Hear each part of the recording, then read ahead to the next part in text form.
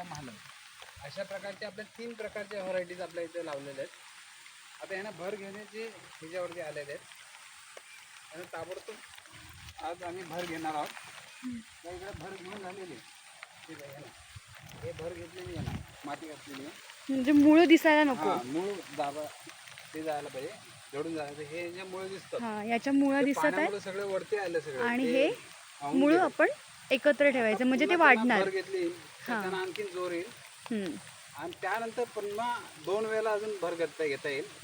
त्यानंतर तो पीक आपला वाढीस लागेल, तर तयार होईल. साधारण एक 5 फुटापर्यंत हा पीक उंच वाढणार आहे. आज जर छोटा दिवस असेल काही दिवसांनी ते 5 फुटावरती म्हणजे साधारण सप्टेंबर ऑक्टोबर पर्यंत.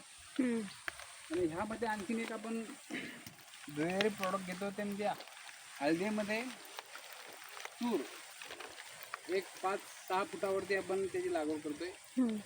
बाय प्रॉडक्ट म्हणजे तुरीच्या बरोबर हळद पण, कारण हळद हा असं पीक आहे का त्या सावळीमध्ये पण झाडाच्या छायामध्ये पण वाढतं.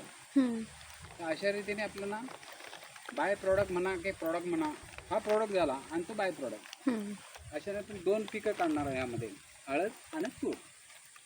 तूर सुद्धा चढीवरती छान होते. आणि जर असं आपल्याकडे कोकणामध्ये पावसाचं प्रमाण जास्त आहे त्यामुळं पण त्यांचा एकमेकांना आधार होतो का, म्हणजे तुरीचा हळदीला, हळदीचा तुरीला?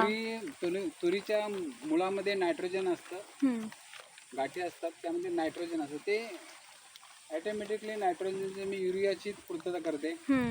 अशा रीतीने आपण तूर आणि हळद, त्यानंतर जीवामृत आणि घनजीवामृत.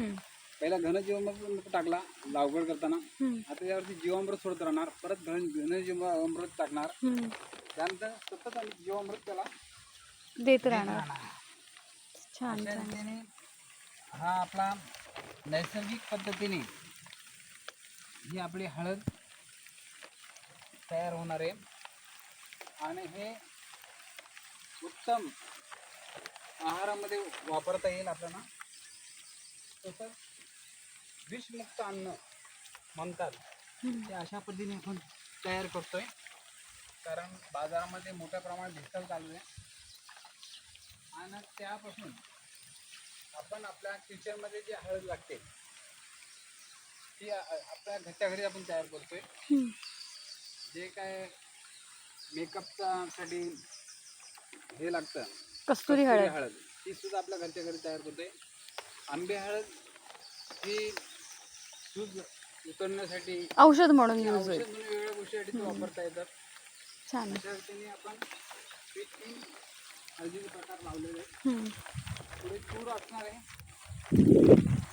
त्यानंतर आपण भेंडी लागवड केलेली आहे, ती पण 9धारी गावरान पद्धतीची भेंडा आहे तो. कारण हायब्रिडमुळं अन्नामध्ये जे चांगले घटक आहे ते राहत नाही.